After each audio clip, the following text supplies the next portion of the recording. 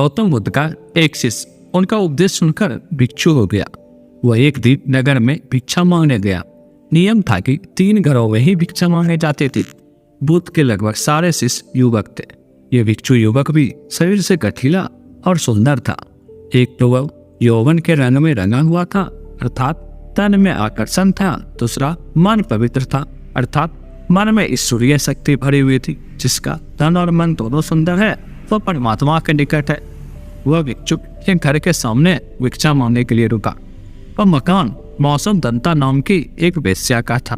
वह भिक्षु की आवाज सुनकर तुरंत बाहर आई और द्वार पर देखा कि एक सुंदर नौजवान जिसका शरीर गठा हुआ है एवं उसका मुख एक अलौकिक आभा से युक्त है, उसको देखकर ऐसा लग रहा था कि वह भिक्षु युवक शांति और आनंद में डूबा हुआ है। वेश्या उसे देखकर हैरान रह गई, जबकि वह स्वयं भी बहुत सुंदर थी। सारा वैशाली नगर उनके पीछे घूमता था कि वह हमको स्वीकार कर ले, हमसे विवाह कर ले, पर वह किसी को भी स्वीकार नहीं करती थी।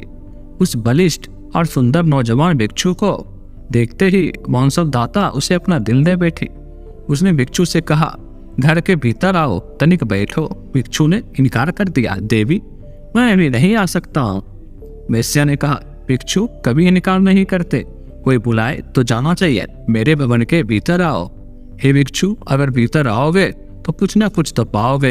भिक्षु ने कहा, अगर कुछ देना ही है तो द्वार पर ही दे दो। उस वेश्या का दिल और दिमाग उस युवक के आकर्षण में बिल्कुल डूब चुका था। उसको कुछ सुनाई ही नहीं पड़ रहा था। वह भिक्षु कुछ क्षण रुककर आगे की ओर बढ़ गया। दासी ने आकर कहा, अब द्वार पर कोई नहीं है, भीतर चलो। मौनसव दाता के तंत्रा टूटी और बहुत ही दुखी और पीड़ित हुई। जब स्त्री के प्रणय निवेदन को कोई पुरुष ठुकरा देता है तो उसकी हालत बड़ी खराब हो जाती है। मौनसव दाता ने अपने जीवन में एक ही बार एक ही पुरुष के प्रति लगाव रखा था। उसने भी इनकार कर दिया। दिल टूट गया। उसने नृत्य बंद कर दिया, गाना बंद कर दिया। जो देर मुस्कुराती थी और लोगों का मनोरंजन करती थी, वह सुंदरी मौनसव दाता बिल्कुल मौन हो गई। भवन के द्वार सबके लिए बंद हो गए और किसी से भी नहीं मिलती थी। कई लोगों को निमंत्रण आते थे, आओ हमारे उत्सव में खुशियां बिखेर दो, किंतु वह इनकार कर देते थे। एकांत को उसने अपने जीवन का साथी बना लिया। दासी अच्छा भोजन बनाते थे, पर उसकी भूख और प्यास को वह भिक्षु मानो सदा के लिए ले गया। मौनसव दाता को रात दिन वह भिक्षु याद आता था। वो बहुत कमजोर हो गई थी और बीमार रहने लगी थी। कहते हैं कि चिंता चिता से बड़ी होती है। चिता एक बार जलाती है और चिंता सदैव जलाती है। वह कहीं आती जाती नहीं थी। एक ही स्थान पर लेटे लेटे उसके शरीर में कई जख्म हो गए। उसकी सुंदरता क्रूरता में बदल गई। अब उसे कोई देखना भी पसंद नहीं करता था।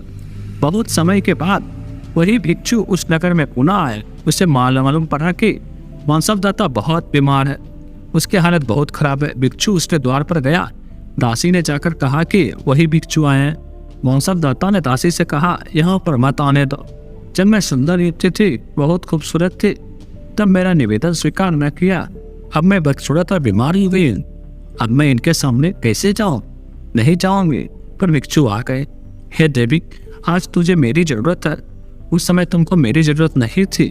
उस समय तेरी सुंदरता, तेरे नाचने से मोहित होने वाले हजारों थे, किंतु दुख की घड़ी में सभी दूर हो जाते हैं। अब तो चिंता न कर, शर्मिंदा मत हो।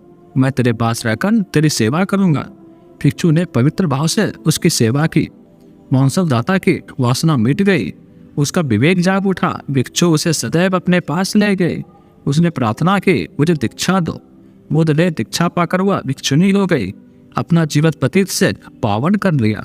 इसलिए तो कहते हैं, बुद्धम शरणम गच्छामि। दोस्तों, वीडियो को लाइक कर और हमारे चैनल को सब्सक्राइब करें।